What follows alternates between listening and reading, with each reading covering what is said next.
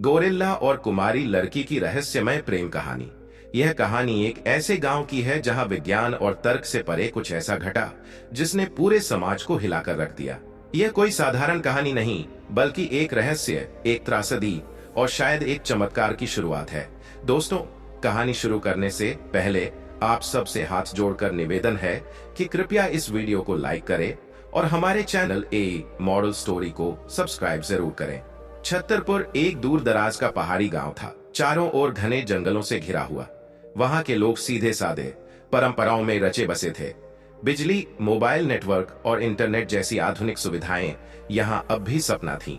गांव के पास ही एक विशाल जंगल था जहां जाने से सभी डरते थे।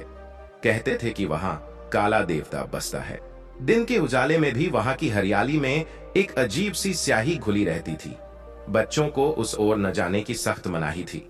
इस गांव में एक लड़की रहती थी, कुमारी, 18 वर्ष की उम्र, सौम्य स्वभाव, लेकिन आंखों में एक अजीब सी चमक। उसकी मां की मृत्यु बचपन में ही हो गई थी और पिता शराब के नशे में अक्सर उसे मारते पीटते। कुमारी का सहारा था बस वो जंगल, जहां वह भागकर अक्सर छुप जाया करती। वह पेड़ों से बातें करती, पक्षियों से हंसती और झरने के पानी से अपने आंसू धोती। उस जंगल में उसका एक खास कोना था जहां वो घंटों बैठी रहती।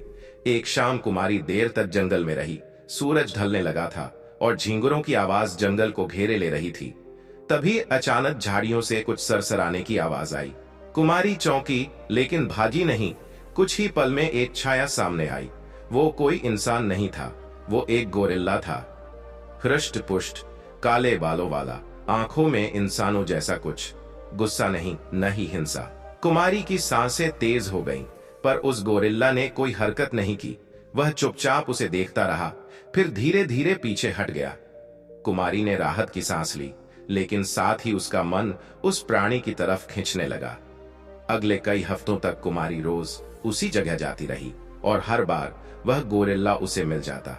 धीरे धीरे वह उससे बातें करने लगी, उसे फल खिलाने लगी। वह उसे काला कहकर पुकारने लगी। काला, आज अमरूद लाई हूं। काला, आज मुझे बहुत रोना आया। काला, तू मेरा सच्चा दोस्त है ना? गोरिल्ला उसके पास बैठता, कभी उसके बालों को छूता, कभी उसकी गोदी में सिर रख देता। गांव में कोई इस बारे में नहीं जानता था। कुमारी की दुनिया जंगल और उस गोरिल्ला तक सीमित होती जा रही थी।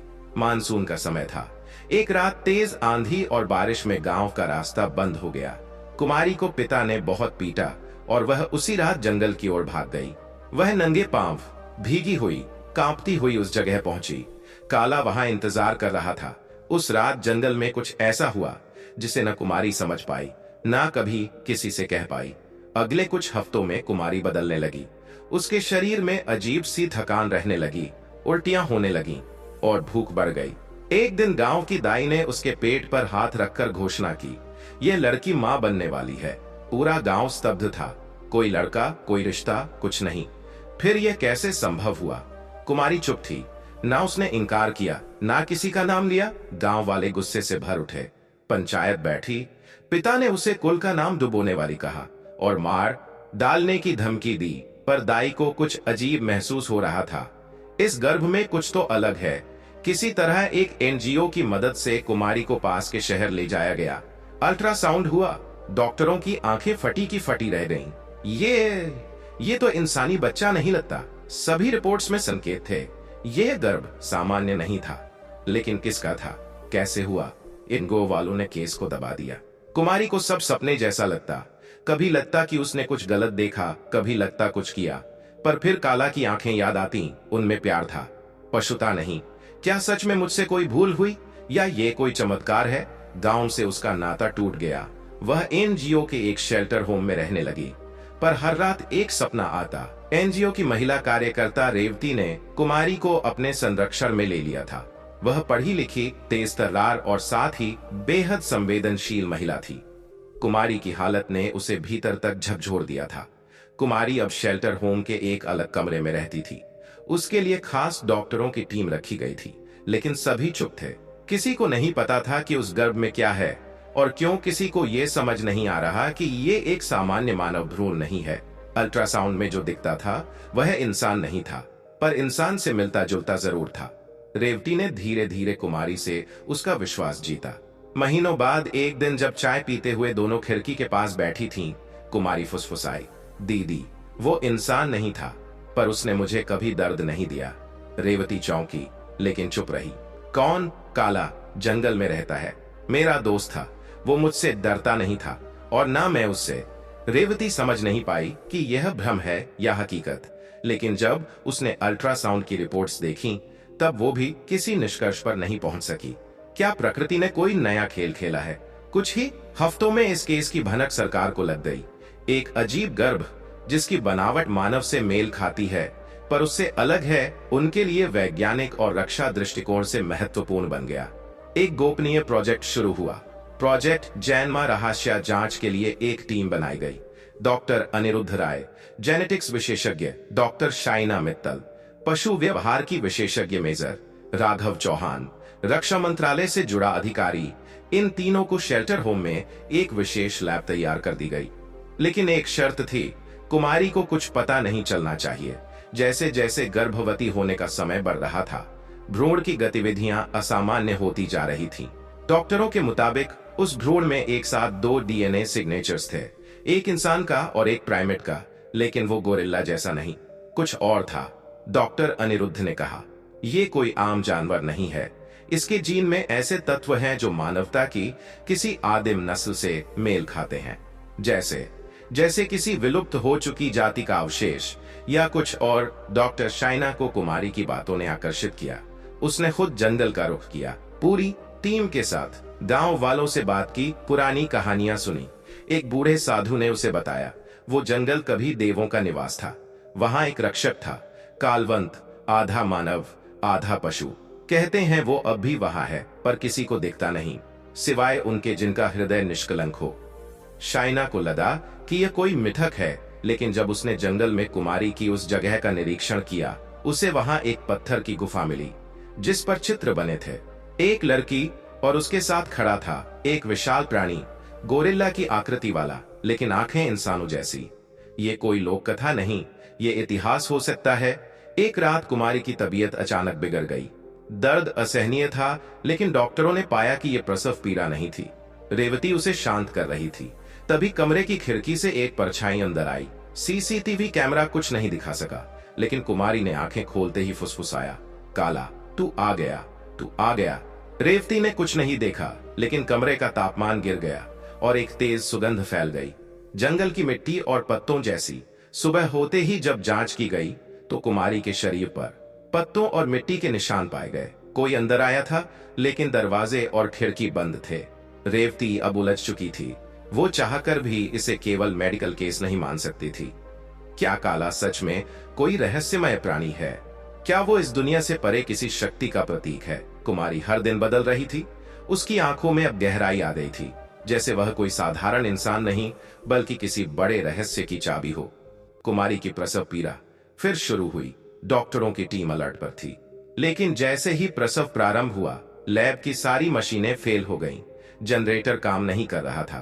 कमरे में तेज हवा चली, बिजली की गड़गड़ाहट हुई और फिर एक अजीब सी गरजती हुई आवाज, जैसे कोई जंगल पुकार रहा हो। रेवती ने देखा, कुमारी के चारों ओर एक अजीब सी आभा बन रही थी और फिर कुमारी ने एक बच्चे को जन्म दिया। पर वो बच्चा सामान्य नहीं था। उसके बाल काले थे, आंखें चमकदार पीली, शरीर नरम, लेकिन हाथ और पैर में शक्ति का एहसास था। उसकी पहली चीख इंसानी नहीं, बल्कि किसी गूंज जैसी थी। उस रात के बाद शेल्टर होम को सील कर दिया गया। सरकार ने सारे दस्तावेज गोपनीय कर दिए। बच्चे को लेकर एक अलग प्रोजेक्ट बनाया गया, प्रोजेक्ट वैन प्यूट्रा। रेवती ने इसका विरोध किया, लेकिन उसे सस्पेंड कर दिया गया। डॉक्टर शाइना लापता हो गई और डॉक्टर अनिरुद्ध ने चुप्पी साध ली। अब कुमारी को कोई नहीं जानता कहाँ है। कहते हैं उसे किसी आश्रम में रखा गया है, या शायद सरकार ने छुपा दिया है।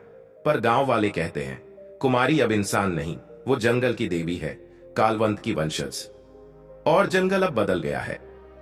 कभी शांत रहने वाला जंगल अब अक्सर गरजता है। पक्षी दूर उड़ जाते हैं, जानवर छिप जाते हैं। जंगल अब पहले जैसा नहीं रहा था। शांति की जगह एक बेचैनी थी, जैसे कोई जाग गया हो। जानवर अपनी मांदों में दुबक गए थे, पक्षी आसमान छोड़ गए थे, पेड़ों पर लटके पत्ते दिन में भी कांपते थे। और उस जंगल के सबसे गहरे हिस्से में एक बच्चा अपनी आंखें खोल चुका था। वनपुत्र। सरकार ने उसे एक विशेष प्रयोगशाला में रखा था, भूमिगत पहाड़ियों के बीच। वहां उसके शरीर, मन और शक्तियों का अध्ययन किया जा रहा था, लेकिन कोई नहीं जानता था कि वो सिर्फ एक बच्चा नहीं था। उसकी चेतना उस जंगल से जुड़ी थी और शायद किसी और दुनिया से भी। सस्पेंड हो जाने के बाद रेवती ने खुद को अलग थलग कर लिया था, लेकिन मन में एक तूफान था। वह जानती थी कि कुमारी और उसके बच्चे के साथ जो हो रहा है वह नैतिक नहीं था। उसे एक गुप्त ईमेल मिला, बिना नाम के। प्रोजेक्ट वैन प्यूट्रा is active but they don't control him yet. Revati को समझ आ गया था कि कुछ बड़ा होने वाला है। उसने एक फैसला किया, वह वापस लौटेगी। वो कुमारी को ढूंढेगी और अगर हो सका तो अपने उस बच्चे तक पहुंचेगी जिसे उसने पहली बार अपनी गोद में उठाया था। हिमालय की तलहटी में एक आश्रम था जहां बाहरी लोगों का जाना मना था। वहां श्वेत वस्त्रों में एक स्त्री थी जो हर सुबह सूर्य को प्रणाम करती और रात को जंगल की ओर एक टकटकी लगाए बैठी रहती। यही थी कुमारी। उसके भीतर अब सिर्फ मां नहीं, कुछ और भी था। एक शक्ति जो उसे सपनों में पुकारती थी। उसके सपनों में आता था एक चेहरा, काला, लेकिन अब अकेला नहीं। उसके साथ एक बच्चा भी था जो जंगल के बीचों बीच बैठा उसकी ओर देखता था। मां, वो फुसफुसाता था। प्रोजेक्ट वनपुत्र की टीम अब लगभग हार मान चुकी थी। बच्चा बोलता नहीं था, लेकिन उसकी आंखें बोलती थीं। डॉ. अमेय नायर, जो अब प्रोजेक्ट लीड कर रहे थे, ने कहा, उसकी चेतना में कोई और जुड़ा हुआ है, शायद वही काला जिसके बारे में पहले की रिपोर्ट्स में जिक्र है। बच्चे ने उस रात पहली बार कुछ किया। उसने बिना छुए लैब के सारे उपकरण बंद कर दिए। फिर दीवार पर अपनी उंगली से एक चित्र बनाया, एक स्त्री का, रेवती की। जंगल में उस रात एक बार फिर गरज हुई, लेकिन इस बार सिर्फ बादल नहीं थे। जमीन हिली, पेड़ झुके और पुरानी गुफा की दीवार पर एक दरार आ गई। बूढ़ा साधु जो वहां सालों से था उठ खड़ा हुआ। कालवंत जाग गया है। रेवती अब पुरानी फाइलें, सीसीटीवी फुटेज और जंगल की मानचित्रों को जोड़ रही थी। उसे यकीन था कुमारी अब भी जिंदा है और वनपुत्र उसे याद करता है। वो जानती थी सरकार कभी नहीं चाहेगी कि माँ और बेटे की मुलाकात हो, पर वो यह होने देगी। कभी कभी इंसान को देवताओं से भी लड़ना पड़ता है, सिर्फ माँ बनने के लिए। दोस्तों, ये कहानी यहीं पर रोक दी गई है। अगले भाग में आगे की कहानी को और विस्तार से बताया जाएगा, इसलिए कृपया हमारे चैनल को सब्सक्राइब जरूर कर लें ताकि आने वाले वीडियो का नोटिफिकेशन आप तक आसानी से पहुंच सके।